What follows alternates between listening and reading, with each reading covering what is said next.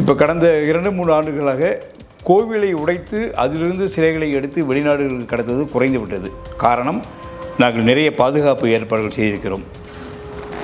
அதனால் என்ன செய்கிறார்கள் என்றால், ஏற்கனவே திருடி வைத்திருந்ததையோ பதுக்கி வைத்திருந்ததையோ விற்க அவர்கள் முற்படுகிறார்கள்.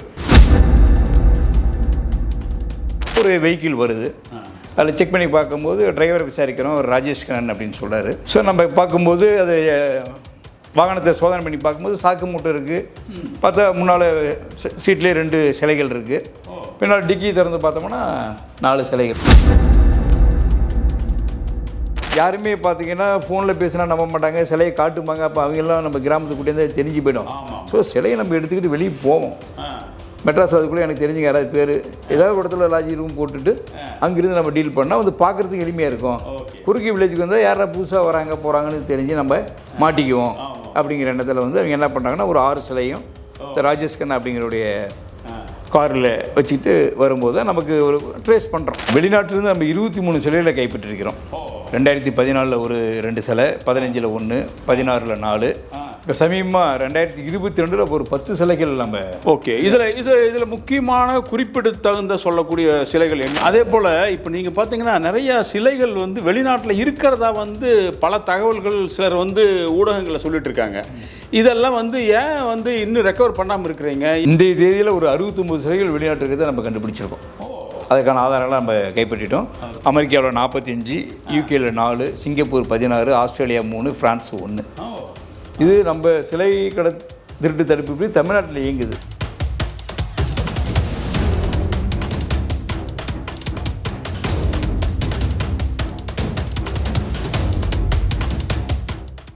தமிழகத்தின் கலாச்சாரத்தை, பண்பாட்டை தொடர்ச்சியாக நமக்காக ஒரு பாதுகாவலனாக இருந்து கொண்டு இருப்பது சிலை திருட்டு தடுப்பு பிரிவு, சென்னை, தமிழ்நாடு. இன்றைக்கி அந்த இதில் வந்து மிகப்பெரிய அளவில், அதாவது இந்த மாதம் ஆரம்பத்தில் பார்த்திங்கன்னா கிட்டத்தட்ட 22 கோடி ரூபாய் உள்ள மதிப்புள்ள சிலைகளை இவர்கள் வந்து வெளிநாடு போகிறத தடுத்து நிறுத்தியிருக்காங்க. ஸோ அந்த மாதிரி ஒரு மிக முக்கியமான ஒரு துறையாக இருக்கிறது. நம்மளுடைய பண்பாட்டை காக்கிறது, நம்மளுடைய கலாச்சாரத்தை காமிக்கிறது. அது மட்டும் இல்லாமல் நம்மளுடைய மிக பழமையான அந்த கலாச்சாரத்தை மக்களிடத்திலிருந்து காக்கக்கூடிய ஒரு முக்கிய பொறுப்பில் இருக்கக்கூடிய சிலை திருட்டு தடுப்பு பிரிவின் எஸ்பியாக இருக்கக்கூடிய டாக்டர் சிவகுமார் என்றே நம்முடைய இருக்கார். இந்த இதில் பற்றி என்ன ஏதுங்கிற அவர்கிட்ட டீட்டெயில் நம்ம கேட்டு தெரிஞ்சுக்குவோம். வணக்கம் சார். வணக்கம் சார். சார், இப்போ வந்து இந்த மாதம் ஆரம்பத்தில் வந்து நீங்கள் 22 கோடி ரூபாய் மதிப்புள்ள சிலைகளை வந்து பிடிக்கிறதா ஒரு தகவல் வந்தது. அந்த தகவல் வந்து ஓரளவுக்கு கொஞ்சம் பரபரப்பாக பேசப்பட்டது. இதையோட பின்புலம் என்னங்கிறது யாருக்குமே தெரியல. இதை என்னங்கிறத சொல்லுங்களேன். எப்படி அது பிடிச்சிங்க, என்ன பண்ணீங்க, 22 கோடி மதிப்புன்னு எப்படி நீங்கள் கால்குலேட் பண்ணுறீங்க, இதெல்லாம் கொஞ்சம் எனக்கு சொல்லுங்களேன். அனைவருக்கும் வணக்கம். இப்போ கடந்த 2-3 ஆண்டுகளாக கோவிலை உடைத்து அதிலிருந்து சிலைகளை எடுத்து வெளிநாடுகளுக்கு கடத்துவது குறைந்து விட்டது. காரணம், நாங்கள் நிறைய பாதுகாப்பு ஏற்பாடுகள் செய்திருக்கிறோம். அதனால் என்ன செய்கிறார்கள் என்றால், ஏற்கனவே திருடி வைத்திருந்ததையோ பதுக்கி வைத்திருந்ததையோ விற்க அவர்கள் முற்படுகிறார்கள். இது போன்ற தகவல் எங்களுக்கு மே, ஜூன் மாதங்களில் கிடைத்தது. ஆக நாங்களும் வாகன தணிக்கைகள் செய்தோம். சில சந்தேக நபர்களுடைய நடவடிக்கைகளையும் கண்காணித்தோம். அந்த வகையில் நாங்கள் சந்தேகப்பட்டவங்க தஞ்சாவூர் மாவட்டம், நாகப்பட்டினம் மாவட்டம், மயிலாடுதுறை மாவட்டம் பக்கத்தில் இதுபோன்ற செயல்களில் ஈடுபடுவதாக ஒரு உறுதியான தகவல் கிடைச்சிது. நாங்களும் திருச்சி போய் முகாமிட்டு ஒரு ஏடிஎஸ்பி பெரிய டீமையே ஃபார்ம் பண்ணியிருந்தோம். ஒரு 10-13 இடங்களில் நாங்கள் வந்து வாகன சோதனை பண்ணோம். அப்போ ஒரு வெஹிக்கிள் வருது, அதில் செக் பண்ணி பார்க்கும்போது டிரைவரை விசாரிக்கிறோம், ராஜேஷ் கண்ணன் அப்படின்னு சொல்கிறார். அவர் கூட இன்னும் 2 பேர் ட்ராவல் பண்ணுறாங்க, லட்சுமணன் ஒருத்தர், ரவிக்குமார்னு ஒருத்தர். ஸோ நம்ம பார்க்கும்போது அது வாகனத்தை சோதனை பண்ணி பார்க்கும்போது சாக்கு மூட்டை இருக்குது, பார்த்தா முன்னால் சீட்லேயே 2 சிலைகள் இருக்குது, பின்னால் டிக்கி திறந்து பார்த்தோம்னா 4 சிலைகள். அப்போ உங்களுக்கு வந்து முன்கூட்டியே தகவல் வந்துருச்சு இந்த மாதிரி கடத்தப்படுறாங்க இருக்குன்னு. ஸ்பெசிஃபிக்காக இந்த இடம் இல்லாட்டி கூட மயிலாடுதுறை, நாகப்பட்டினம், தஞ்சாவூரில் ஏதோ ஒரு இருக்குங்கிறது நமக்கு இன்ஃபர்மேஷனில் வந்தது. அதனால தான் உறுதியாக அந்த மாவட்டத்தை நம்ம ஃபோக்கஸ் பண்ணி அப்புறம் விசாரித்து பார்க்கும்போது அதில் ஒரு 6 சிலைகள், 3 அம்மன் சிலைகள், 2 ஆண் கடவுள் சிலைகள் இருந்தது. பார்க்கும்போது அது தெரியுது மிக மிக தொன்மை வாய்ந்ததுன்னு. அதனுடைய வடிவமைப்பு, அதில் படிஞ்சிருந்த மண், அந்த மண் துகள்லாம் கார்பனேட் ஆகிடுச்சு. பல ஒரு 100 வருஷத்துக்கு மேலே நம்ம பதிச்சு வச்சுருந்தா தான் அந்த மாதிரி ஒரு க்ரீன் கலரில் அந்த கார்பனேட்ஸ்லாம் ஃபார்ம் ஆகும். ஸோ அவங்கள நம்ம பிடிச்ச அப்புறம் காவல் நிலையத்தை கொண்டு வந்து விசாரிக்கும் பொழுது இதில் ஒரு எப்படி அந்த சிலைகள் ஒரு கிடைச்சிது, இவங்க என்னத்துக்காக கொண்டு போனாங்கிறத நாம் வந்து பண்ணணும். கொருக்கை வில்லேஜ் அப்படின்னு சொல்லிட்டு மயிலாடுதுறையில் இருக்குது. அங்கே லட்சுமணன் அப்படிங்கிறவர் தன்னுடைய தோட்டத்துக்கு பக்கத்தில் ஒரு வீடு கட்ட நினைக்கிறாரு. அதுக்கு அஸ்திவாரம் பறிக்கிறாங்க. அவரும் உழைப்பாளி தான். அவரும் இன்னும் கொஞ்சம் பேர் சேர்ந்து செய்யும்போது ஒரு வழக்கத்துக்கு டங்குன்னு சவுண்டு கேட்குது, ஏதோ ஒரு பாத்திரத்தில் மோதுற மாதிரி. அவர் விவரமாக என்ன பண்ணிடுறாரு, எல்லாத்தையும் அனுப்பிச்சிட்டு நைட்டு அவரும் ஒரு தலைமை கொத்தனார் மட்டும் அதை நோண்டி பார்க்குறாங்க. ஒரு மண் அகழி மாதிரி 3 இருக்குது. ஒவ்வொரு அகழிலையுமே வந்து 2 சிலைகள் வச்சு ஒரு 5 to 6 அடி பள்ளத்தில் தோண்டி வச்சுருக்காங்க, புதைக்கப்பட்டிருக்கு. அப்புறம் அவங்க எடுத்துகிட்டு அவங்களுக்குலாம் ஐடியா இருக்குது, இதெல்லாம் கீழேருந்து மண்ணுக்கு கீழேருந்து எது எடுத்தாலுமே நம்ம அரசுக்கு தெரிவிக்கணும் அப்படிங்கிற ஐடியா இருந்தாலும் அவங்க மருமகனுக்கு ஃபோன் பண்ணி கேட்குறாங்க. அவர் நான் வர்றேன் பார்த்து பேசிக்கலாங்கிறாங்க. அவர் வராரு. அவர் கூட அவருடைய நண்பர் ராஜேஷ் கண்ணன் அப்படின்னு ஒருத்தர் வராரு. அவரும் சேலம் மாவட்டம் எடப்பாடி. இங்கே 4 பேரும் அதை பார்த்துட்டு அது எப்படி பெட்டி மாற ஏதாச்சும் எழுதி வச்சுருந்தாங்களா இல்லை தனித்தனியாகவே மண்ணில் போட்டு புதைச்சு வச்சு? தனியாகவே ஒரு முதுமக்கள் தாலின்னு சொல்லுவோம் இல்லைங்களா அந்த காலத்தில், அப்படியே அந்த மாதிரியான ஒரு பானை. ஆனால் அது நமக்கு முழுமையாக கிடைக்கல. இங்கே உடைக்கும் பொழுது உடஞ்சிருச்சு அந்த இது என்ன தெரியுதுன்னா அந்த சிலைகள் எல்லாமே ஏதோ திருடிட்டு வந்து போச்ச மாதிரி தெரியல. ஏதோ ஒரு பாதுகாப்பு கருதியோ வேறு யாராவது படையெடுப்புக்கு பயந்தோ பல ஆண்டுகளுக்கு முன்னாடி இது வந்து அரசர் காலத்தில் ஏதாச்சும் அந்த மாதிரி. இந்த சிலைகள் எத்தனை காலத்து பழமையானதுன்னு குறைஞ்சபட்சம் 12ஆம் நூற்றாண்டை சேர்ந்த சிலைகள். அடேங்கப்பா, ஒரு 9-10 நூற்றாண்டுகளுக்கு முற்பட்ட சிலைகள். கிட்டத்தட்ட 600-700 வருஷத்துக்கு முன்னாடி இருக்கலாம். 1200 போது 800 வருஷத்துக்கு முன்னாடியே நம்ம சொல்லலாம். அப்போ இங்கே 4 பேர் சேர்ந்து ஒரு ஐடியா பண்ணுறாங்க. இதை வந்து நம்ம அரசுக்கு சொன்னால் இதை சிம்பிளாக தான் சன்மானம் கொடுப்பாங்க. இதை நம்ம வச்சுருந்து ஏதாவது வெளிநாட்டுக்கோ அல்லது வேறு ஏஜென்சிக்கோ நம்ம விற்கும்போது நிறைய பணம் சம்பாதிக்கலாம்னு சொல்லிட்டு அந்த சிலையை எடுத்து வச்சுறாங்க. அப்போ 2020-21 அந்த கொரோனா காலகட்டம். அங்கிருந்து உங்களை இமீடியட்டாக எங்களால் டிஸ்போஸ் பண்ண முடியல. காரணம் வெஹிக்கிள்ஸுக்கு ரொம்ப அதிகம் இல்லையா? இல்லை, இவங்களே வந்து ஒரு விவசாயிங்கிறீங்க, அவங்க ஒரு கட்டடம் கட்டுறாங்க, அங்கே ஒரு சிலை கிடைக்குது. அந்த சிலை எடுத்து இப்போ இவங்க எப்படி கொண்டு இவங்களுக்கு யார் எங்கே விற்கணும்னு தெரியுமா, வியாபாரம் தெரியுமா, எப்படி தெரியல. தெரியாதனாலையும் 2021 காலகட்டத்தில் கொரோனானால நம்ம காவல்துறை செக்கிங் ரொம்ப அதிகம். ஒவ்வொரு வெஹிக்கிளும் செக் பண்ணோம். ஸோ இங்கே வந்து டிசைட் பண்ணுறாங்க இப்போதுக்கு வச்சுக்கலாம், பின்னால் பார்த்துக்கலான்னு சொல்லிட்டு. அப்புறம் என்ன ஆகுது, ஒரு 27 வீடெல்லாம் கட்டி முடிச்சிடுறாங்க. இப்போ ஒரு ஐடியா எங்களுக்கு வருது, இதை வெளியெடுத்து செஞ்சா என்னன்னு இந்த மே மாதம். அப்போ இங்கே மருமகனும் அந்த ராஜேஷ் கண்ணன் சொன்னவரும் என்ன சொல்கிறாங்கன்னா, நீங்கள் கொருக்கை வில்லேஜிலே வச்சுக்கிட்டே இருந்தால் இதை நம்ம விற்க முடியாது. ஸோ நான் யார் மூலமாவது ஒரு சென்னைக்கு கொண்டு போகலாம். அந்த வியாபார நோக்கத்தோடு அவங்க அடுத்தது பண்ணுறதுக்கு முயற்சி பண்ணுறாங்க. யாருமே பார்த்தீங்கன்னா ஃபோனில் பேசினா நம்ப மாட்டாங்க, சிலையை காட்டுப்பாங்க. அப்போ அவங்கெல்லாம் நம்ம கிராமத்துக்கு கூட்டியே தெரிஞ்சு போயிடும். ஸோ சிலையை நம்ம எடுத்துக்கிட்டு வெளியே போவோம். மெட்ராஸ் அதுக்குள்ளே எனக்கு தெரிஞ்சுங்க யாராவது பேர் ஏதாவது ஒரு இடத்துல லாட்ஜி ரூம் போட்டுட்டு அங்கேருந்து நம்ம டீல் பண்ணால் வந்து பார்க்குறதுக்கு எளிமையாக இருக்கும். குறுக்கி வில்லேஜுக்கு வந்தால் யாரா புதுசாக வராங்க போகிறாங்கன்னு தெரிஞ்சு நம்ம மாட்டிக்குவோம் அப்படிங்கிற எண்ணத்தில் வந்து அவங்க என்ன பண்ணுறாங்கன்னா ஒரு 6 சிலையும் இந்த ராஜேஷ் கண்ணா அப்படிங்கிறவுடைய காரில் வச்சுக்கிட்டு வரும்போது நமக்கு ஒரு ட்ரேஸ் பண்ணுறோம். எல்லா வீக்கிலும் செக் பண்ணுறோம். இந்த பர்டிகுலர் வீக்கில் போய் ஒரு ஐடியா இருக்குது. அது நம்ம ரகசிய தகவல் பண்ணி பார்க்கும்போது அந்த 6 சிலைகளும் நம்ம பார்த்தோம். அதை நாங்கள் வேலையை எப்படி மதிப்பிடுறோம் அப்படின்னு சொன்னோம்னா, நம்மகிட்ட க்யூரேட்டர்னு ஒரு போஸ்ட் இருக்குது. அது ரிட்டையர்டு ஆர்கியாலஜிக்கல் சர்வே ஆஃப் இந்தியாவில் ஒர்க் பண்ணவர், 25 ஆண்டுகள் ஒர்க் பண்ணவர். அவர் திருச்சிக்கு வர வைக்கிறோம். அவங்களும் ஆராய்ச்சி பண்ணுறாங்க, அவங்களும் ஃபோட்டோ எடுத்து அவங்க மேலுக்கு அனுப்பும்போது இது வந்து நிச்சயமாக 800-900 ஆண்டுகளுக்கு முற்பட்ட சிலைகள். அதனால் ஒரு சர்வதேச சந்தையினுடைய மதிப்பு 22 கோடி மினிமம். இப்போ அவங்க தான் நிர்ணயிக்கிறாங்க.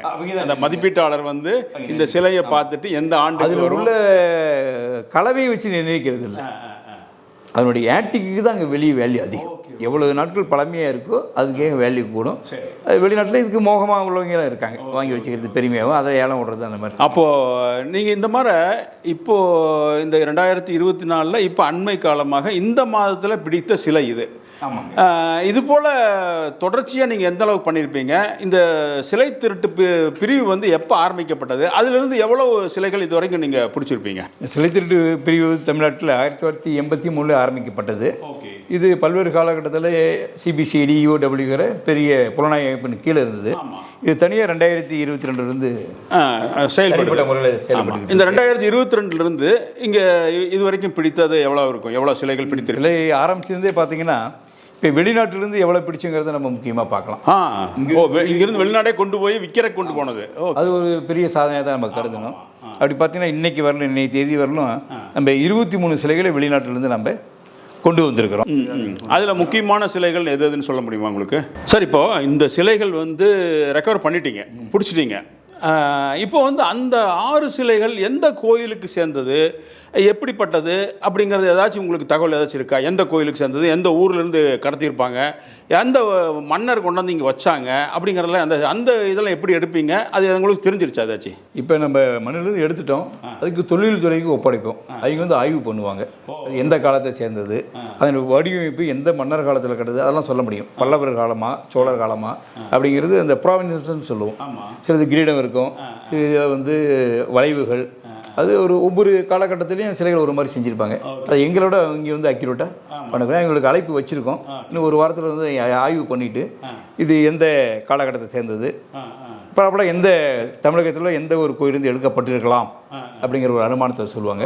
அப்புறம் அந்த கோயிலில் இப்போ நீங்கள் வந்து அந்த ஏஎஸ்ஐயோட கோஆர்டினேட் பண்ணி தான் நீங்கள்? ஆமாம், எங்களுடைய புலனாய்வுக்கு எங்கள் ரொம்ப ரொம்ப முதுகெலும்பாக இருப்பாங்க. ஓகே ஓகே ஓகே கண்டுபிடிப்போம். என்னுடைய ஏஜிங்கி அது எந்த வகை, எந்த மன்னர் காலத்தது, எந்த கட்டிடக்கலை சேர்ந்து சிற்பக்கலை சேர்ந்துங்கிறது அவங்க தான். சரி, இப்போ அந்த சிலைகள் பிடித்தீங்கல்ல, அதெல்லாம் எங்கே பாதுகாப்பாக வைக்கிறீங்க? இங்கேயே இருக்குமா அல்லது ஏதாச்சும் யார்ட்டா கொடுத்துருந்தீங்களா? கும்பகோணத்தில் ஒரு இந்த சிலைகள் பாதுகாப்பு மையம் ஐகான் சென்டர்னு இருக்குது. அது வந்து தமிழ்நாட்டுக்கே ஒரே இடம் தான். 18 இடம் தமிழ்நாட்டில் இருக்குது. எந்தெந்த நீதிமன்றத்துக்கு பக்கமாக இருக்கோ அங்கே வைப்போம். அங்கே வந்து நாங்கள் அதுக்கு பாதுகாப்பெல்லாம் இருக்கும். கோர்ட் உத்தரவோட கும்பகோணத்தில் வந்து ஒரு சிறப்பு கோர்ட்டே இருக்குது இந்த சிலை திருட்டு வழக்கை விசாரிக்க. அவங்ககிட்ட நாங்கள் அந்த ஒப்படைச்சி அவங்களுடைய உத்தரவின் பேரில் அதை பாதுகாப்பாக வச்சுருக்கோம். அதுக்கெல்லாம் ஏஆர் போலீஸ்லாம் போட்டு கார்டோடு இருக்குது. இப்போ வந்து யாராச்சும் அந்த சிலைகள் பார்க்க போகிறனாலும் கூட முடியாது, அவ்வளோ எளிமையாக பண்ண. கோர்ட் உத்தரவு வேணும், அவ்வளோ எளிதாலாம் பார்த்துட முடியாது.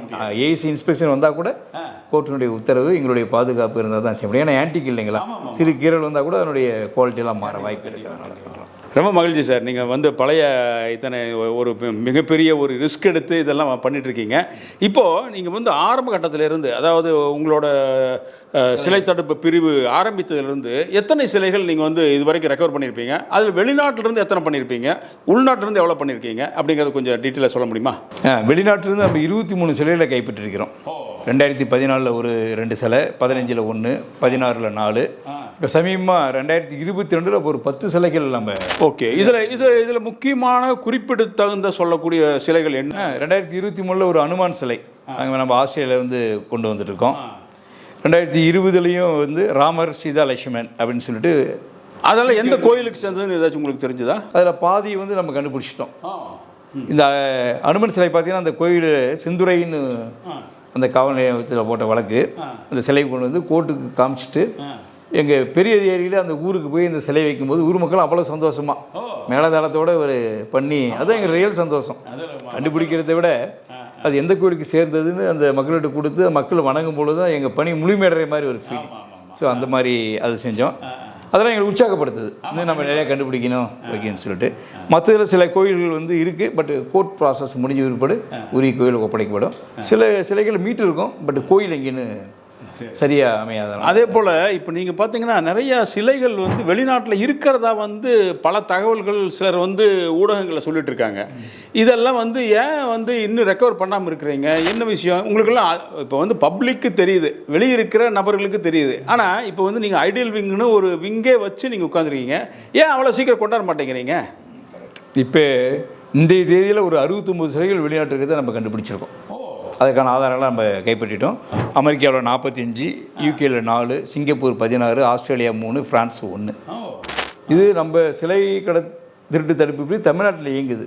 நாம் டைரெக்டாக எந்த ஒரு ஃபாரின் கண்ட்ரியும் அப்ரோச் பண்ண முடியாது. நமக்குன்னு உள்துறை, வெளித்துறை எல்லாமே இந்திய மத்திய அரசோட கட்டுப்பாட்டில் இருக்குது. நாங்கள் எங்களுடைய விவரங்களை இப்படி மீட்டு கொடுக்குன்னு சொல்லிக்கிறோம்.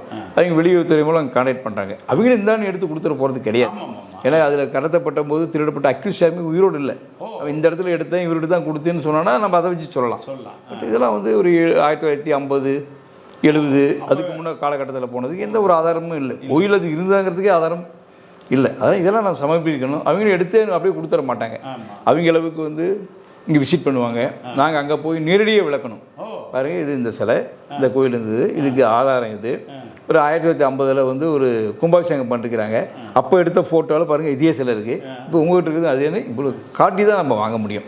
சும்மா கடைத்தெருவில் போய் காசு கொடுத்து வாங்குற மாதிரி கிடையாது, சொல்ல முடியாது. இது இருநாடு. அது ஆமாம், அது தமிழ்நாடு ஐடியல் இவங்க டைரெக்டாகவும் செய்ய முடியாது. இப்போ யார் அது பண்ணுவாங்க? அது வந்து நம்ம minister of home affairs, external affairs, அந்த எக்ஸ்டர்னல் வெளியுறவுத்துறை தான் அந்த நாட்டோட பண்ணி எம்பசியோட பண்ணும். அதெல்லாம் நாங்கள் பல முறை டெல்லிக்கும் நேராகவே போய் கூட இதை கொஞ்சம் வேகமாக பண்ணி கொடுத்தா நல்லதுன்னு கேட்டிருக்கோம். அவங்களுக்கும் பல வேலைகள் இருக்கும், இதையும் ஒரு உரிய கவனத்தோட சீக்கிரம் பண்ணி தரேன்னு சொல்லிக்கிறாங்க. அதனால தான் நான் வந்து சீக்கிரம் கொண்டு வர முடியல. ஏன்னா எங்களுக்கும் கொண்டு வந்தால் தானே நல்லது, நடைமுறை இருக்குது. சரி, இப்போ இந்த கிட்டத்தட்ட ஒரு 60 சிலைகளுக்கு மேலே இருக்குங்கிறீங்க வெளிநாடுகளில். இதெல்லாம் எப்படி இப்போ கடத்தி கொண்டு போயிருப்பாங்க? அது யாருக்கு பின்புலமாக இருந்தாங்க? அவர்கள் மேலே நடவடிக்கை எடுத்திருக்கீங்களா? என்னது? அதான் சுபாஷ் சந்திர கபூர் அப்படிங்கிறவர் ஒரு அமெரிக்கன் சிட்டிசன். அவர் தான் தமிழ்நாட்டில் நிறைய இப்படி பண்ணி, அவர் தான் கீ பர்சன். ஆமாம், அவர் தான் மூளையாக செயல்பட்டவர். ஆமாம், அவருக்குன்னு தனி கேலரி இருக்குது, தனி ஷிப்பு, ஐ மீன் டிரான்ஸ்போர்ட் கம்பெனி இருக்குது, ஐ மீன் கப்பல் ஷிப்மெண்ட்டு. இங்கே இருக்கிற ஆளுங்க மூலம் அதை ஏற்றி இது ஏதோ ஒரு கடையில் வாங்கின மாதிரி, இது ஆன்டிக்கை மறைச்சி ஜஸ்ட்டு ஒரு கடையில் வாங்கின மாதிரி அதை அங்கே கொண்டு போகிறவங்கிற பேரில் தான் நிறையா போய். இல்லை, இப்போ கொண்டு போகிறதுன்னா அதுக்கு வந்து நீங்கள் அதுக்கு இதெல்லாம் இருக்குல்ல, கஸ்டம்ஸ் எல்லாம் இருக்குல்ல, இருக்குது. அவங்களாம் ஒரு போலி பில்லை கொடுத்தோ அந்த மாதிரி ஏமாற்றி தான் கொண்டு போயிருக்காங்க. நாங்கள் வழக்கில் அதையும் சேர்த்திருக்கிறோம். ஆவணங்களெல்லாம் திருத்தி தவறாக பயன்படுத்தி கொண்டு போனாங்கன்னு சொல்லிட்டு. சுபாஷ் சந்திர கபூர் அப்படிங்கிறவர், அவருக்கு கீழே செயல்பட்ட தீனதயாளன், அவர் இறந்துட்டார். இப்போ சுபாஷ் கபூர் சந்தர் நம்ம திருச்சி ஜெயிலில் வச்சுருக்கோம். அவர் மேலே இன்னும் சில வழக்குகள். இப்போ இந்த சுபாஷ் சந்திர கபூருக்கும் தீனதயாளனுக்கும் 2 தொடர்புள்ள நபர்களா, சொந்தக்காரங்களா? இவங்க 2 பேரும் சேர்ந்து பண்ணாங்களா, தனித்தனியாக பண்ணாங்களா? சொந்தக்காரங்க. இவரு இந்த மாதிரி ஒரு சிலைகள் வைத்திருக்கிற கேலரிலாம் வச்சிருக்காரு, அவரும் வைக்கிறாங்க. இங்கே வந்து பார்க்கும்போது கேலரினா எங்கே வச்சிருக்காரு? அவர் தனியாக அவர் பேர்லேயே வச்சிருக்காரு. பெங்களூர் வச்சிருக்காரு, சென்னையில் வச்சிருக்கிறாரு, முறைப்படி அனுமதி வாங்கி வச்சிருக்காரு. தொழிலெலாம் ஆரம்பத்தில் கொஞ்சம் நீட்டாக தான் பண்ணலான்னு ஆரம்பிக்கிறாங்க, நியாயமாக வாங்கி. அப்புறமேட்டு இப்படி கோயிலுக்கு திருநெல் இன்னும் லாபம் வருமேங்கிற ஒரு ஆசையில் தான் அந்த மாதிரி தொழில் அதுக்கு எதுவான ஆளை அவர் பார்க்குறாரு. இங்கே யாரா கேலரி வச்சிருக்கிறான்ட்டு சுபாஷ் கபூர் அவங்களோட டைப் பண்ணுறாங்க. இல்லை, இப்போவும் கூட நீங்கள் பார்த்தீங்கன்னா அமெரிக்காவில் ஏதோ ஒரு இதில் வந்து ஏலம் விட போகிறதா, ஒரு 25 கோடி மதிப்புள்ள ஒரு சிலை வந்து ஏலம் விட போகிறதா சொல்கிறாங்க. அதை அந்த மாதிரி ஒரு வேகமாக அவர்கள் நடந்து கொண்டு இருக்கும்போது, இப்போ விற்கிறதெல்லாம் வந்து அப்படி பண்ணும்போது நீங்கள் இப்போ எப்படி வேகமாக இந்த ஸ்டெப் எடுத்து அதை தடுக்க முடியும்? இல்லை, எந்த சிலைனாலும் எங்கே வழக்கு போட்டிருக்கோமா, அது நம்ம நாட்டை சேர்ந்த சிலையா அப்படிங்கிறதுக்கு உறுதிப்படுத்த பிறகு தான் நாங்கள் எங்கள் முயற்சி தொடருவோம். அவங்களுக்கு அது எப்படி கிடைச்சிது, என்ன சிலைகள் அப்படிங்கிறது இருந்தாலும் கூட நம்ம இங்கே ஒரு புகார் இருக்கணும், வழக்கு இருக்கணும், ஆதாரம் இருக்கணும். அதை வச்சா நம்ம கேட்கலாம், இது எங்கள் சிலை கொடுத்துருக்குன்னு நம்ம கேட்கலாம். ஆமாம். இப்போ இல்லை, இப்போ இந்த 60 சிலைகள் சொன்னீங்களேங்க, அந்த 69 சிலைகள் 69 சிலைகளில் வந்து முதல்ல வந்து நீங்கள் வந்து ஆல்ரெடி அந்தந்த அரசுகளுக்கு இங்கேருந்து உயர் அதிகாரிகள் அங்கே பார்வையிட்டுட்டாங்க, சிங்கப்பூர் போய் ஆதாரத்தை கொடுத்துருக்கோம். அந்த சிலைகளில் வந்து எதுவும் இது ஏலத்துக்கெல்லாம் போகலாம் கிடையாது. வழக்கில் சம்பந்தப்பட்ட சிலைகள் வெளியே போகிறதுக்கு நாங்கள் விடவே மாட்டோம். வழக்கில் சம்மந்தப்பட்ட சிலைகளை நாங்கள் தான் பெறுவோம். அது காலதாமதம் ஆகலாம், ஆனால் நமக்கு தான் அது கண்டிப்பாக கிடைக்கும். ஓகே. அந்த 69 சிலைகள்ங்கிறது எந்த காரணத்தை கொண்டும் வந்து வியாபாரமோ அல்லது வந்து ஏலத்துக்கோ விட முடியாது. அப்படியே மீறி இருந்தாலும் ஏலம் எடுத்தவர்களிடமிருந்து ரெக்கவர் பண்ணுவோம். ஏன்னா அப்படியே டைரெக்டாக ஒரு சிலை ஒரு இடத்துக்கு போகாது. 10 கை மாதிரி இது 11 கைன்னு நினச்சிக்க போகிறோம், அவ்வளோதான். இப்படி 6 கைக்கு போனாலும் எங்கள் சிலைன்னு போயிட்டா வாங்கிடுவோம். அது பல ஏலங்கள் போனாலும் சரி, யாரோ ஒரு கைதுக்கு தானே போகுது.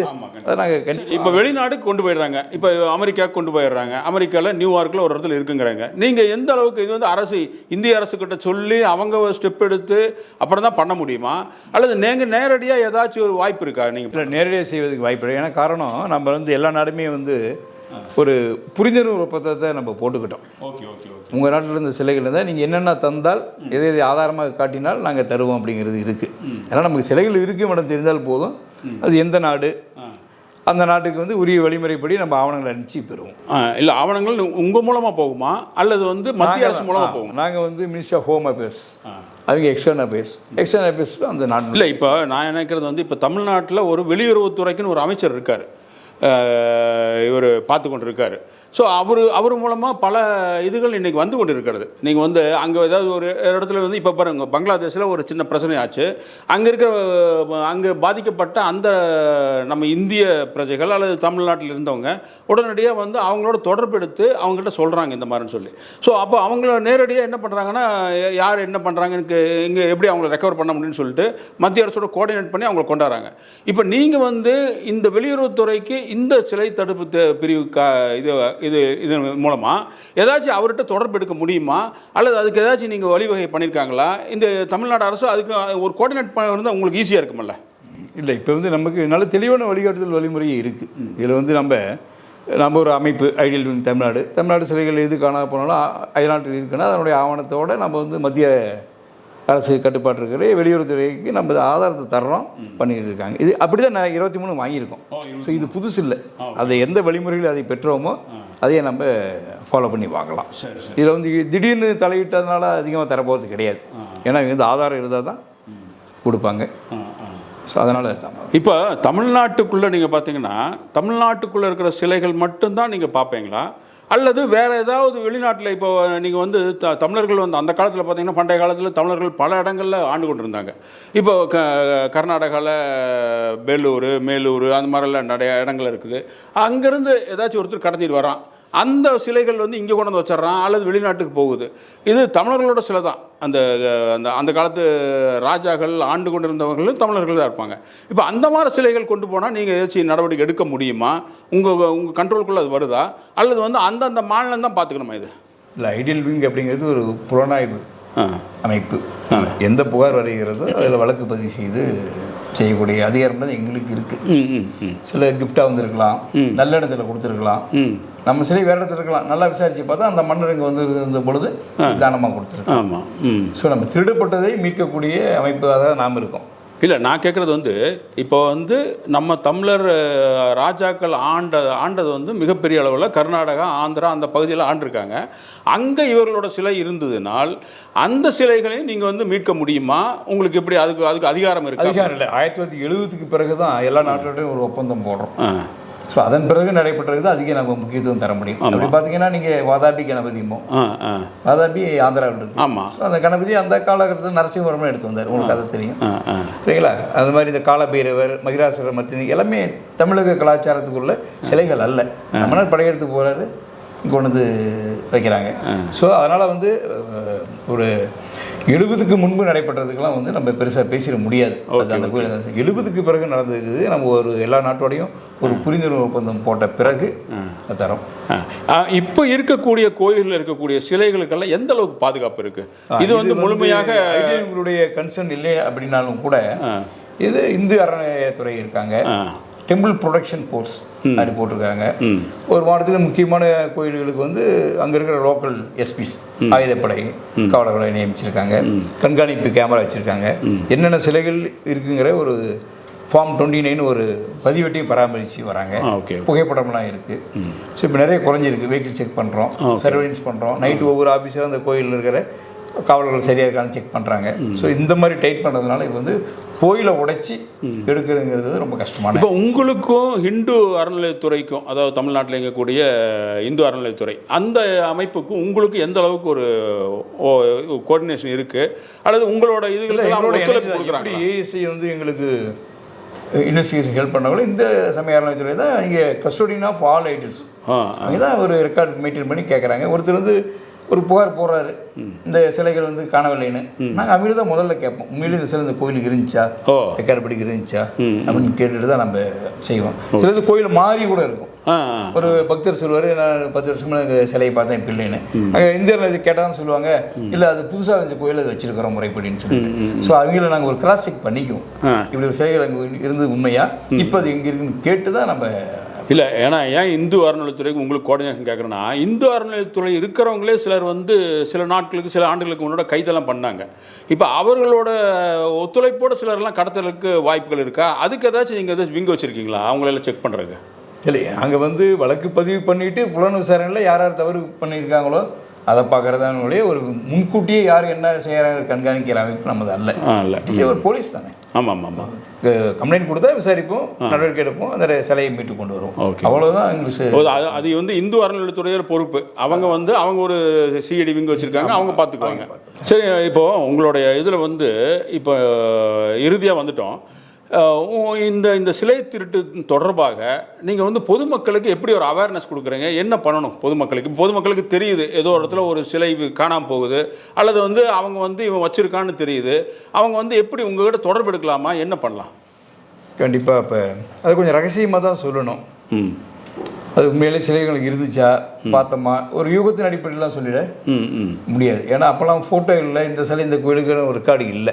அதனால் சந்தேகமாக தான் நம்மகிட்ட சொல்லலாம், நம்ம வெரிஃபை பண்ணி பார்க்கலாம். அதனால் நேரடியாகவோ அல்லது தபால் மூலமாகவும் நமக்கு அனுப்புவோம். நிறைய வழக்குகள் அப்படி போட்டிருக்கும். வந்திருக்கு பொதுமக்களுடைய இது இந்த அறநிலையத்துறைக்காரங்கன்னு சொல்லுவாங்க. பொதுமக்களும் நான் இந்த கோயிலில் பார்த்தேன், இப்போ 10 வருஷத்துக்கு மேலே பார்த்தேன், இப்போ பார்த்தேன் இல்லைம்பாங்க.